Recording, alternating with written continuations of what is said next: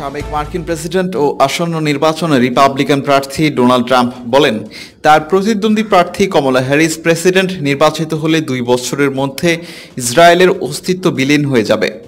গত বৃহস্পতিবার ওয়াশিংটনে ইহুদিপন্থী সংগঠন ইসরায়েলি আমেরিকান কাউন্সিলর ন্যাশনাল সামিটে তিনি একথা বলেন। সম্মেলনে ইহুদি ভোটারদের সমর্থন না পাওয়ায় দুঃখ প্রকাশ করেন সাবেক এই প্রেসিডেন্ট। এই নির্বাচনে যদি আমি জয়ী না হই তবে সত্যি এটি ইহুদি জনগণের উপর প্রভাব ফেলবে। যদি 40 থেকে 60% আমেরিকান ইহুদি শত্রুকে ভোট দেয় তবে আমার মতে 2 বছরের মধ্যে ইসরায়েলের অস্তিত্ব বিলীন হয়ে যাবে। আমেরিকান ইহুদিদের মধ্যে তিনি হ্যারিসকে সমর্থন করার প্রবণতা দেখতে পাচ্ছেন জানিয়ে হুঁশিয়ারি দিয়ে তিনি বলেন, ইসরায়েলের বিশ্বের মানচিত্র থেকে মুছে যাওয়ার জন্য মার্কিন ইহুদিরা আংশিকভাবে দায়ী থাকবেন। প্রসঙ্গত, পিউ রিচার্ডসের সাম্প্রতিক এক জরিপে দেখা গেছে ট্রাম্পের চেয়ে কমলার পক্ষে আমেরিকান ইহুদিদের সমর্থন বেশি। ওই জরিপ মতে 65% ইহুদি কমলাকে সমর্থন জানিয়েছেন, আর মাত্র 34% সমর্থন ছিল ট্রাম্পের পক্ষে।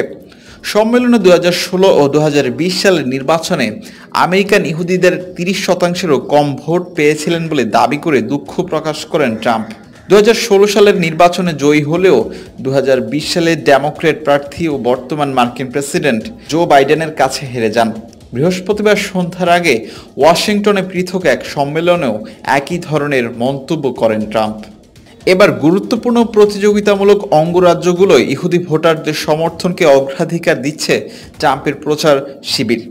মার্কিন ইহুদিরা কয়েক দশক ধরে ফেডারেল নির্বাচনের ডেমোক্র্যাটদের দিকে প্রবলভাবে ঝুঁকেছে এবং এই ধারা অব্যাহত রয়েছে। তবে এবারের নির্বাচনে জয় নির্ধারণে ইহুদিদের ভোট সামান্যই পরিবর্তন আনতে পারে বলে মনে করা হচ্ছে।